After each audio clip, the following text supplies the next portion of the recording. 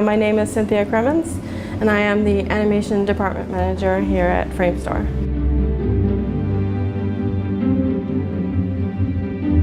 As a child, I had been really influenced by a lot of stop-motion animation on TV and Super Mario Nation and Sid and Marty Krofft and all that stuff. Like I was lucky enough to grow up with that, the sea monsters and Voyage to the Bottom of the Sea and stuff like that. So I was really into that as a kid.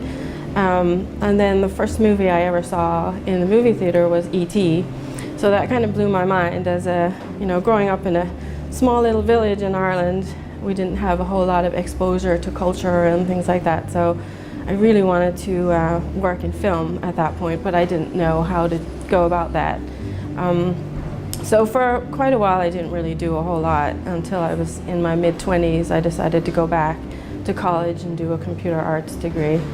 Once I finished, I interned at a bunch of different animation places, at Custer Avenue Studios and Wild Brain Animation, and then they hired me at Wild Brain to sort of do animation and PA and digital design. Then I eventually sort of decided to get into production because I was too nosy and wanted to know too much about how everything came together, and realized that production would be kind of more fun for me than actually sitting at my desk and just animating all day long.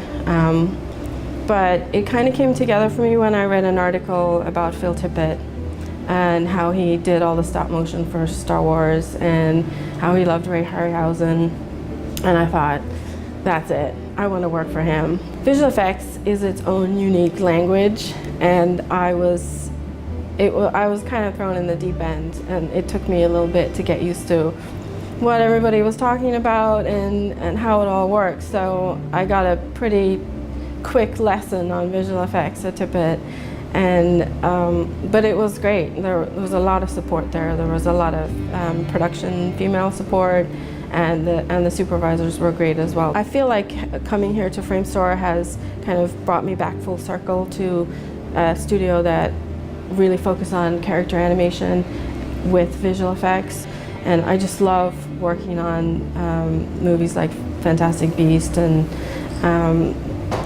Paddington and character movies like that, so I'm really excited to be involved in them.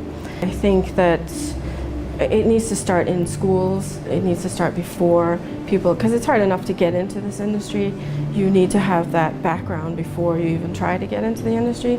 So in schools, I think we need to encourage females to get more involved in coding and technical side. I've heard female animators say to me that some of their friends didn't get into animation because it was too technical and they were scared of the technology.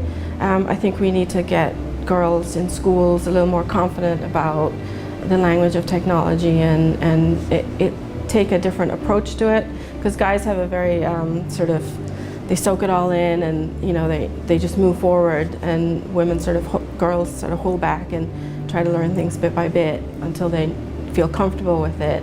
And I think we need to sort of respect that as well, and keep pushing girls to get more into the technology and more comfortable with it. It took me a while to find my voice in visual effects, and I'm still working on it. And I was a very shy person, and in meetings, initially when I worked in the industry, if I had to say something, I would be thinking about it for about 5 minutes and my heart would be racing. So it took me a while to actually speak up in meetings and be heard, and a lot of that came from doing a lot of my own research outside of work on film and the industry, and knowing who all the directors are and what type of work they do, and if they're talking about cinematography, what type of cinematography is it, and what are they referencing, because a lot of people who've a lot of experience in this industry talk a lot about reference a lot, and I want to know what they're talking about. I want to know what do they mean. So when you learn that and educate yourself on the industry and have a passion for it, film and cinematography and animation, then you feel more confident to speak up in meetings. You feel more confident to have an opinion.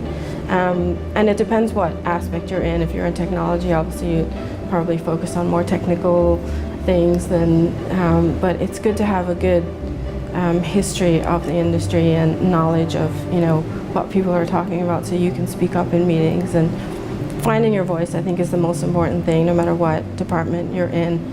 so that women can be heard and our opinions can be, taken into account and valued.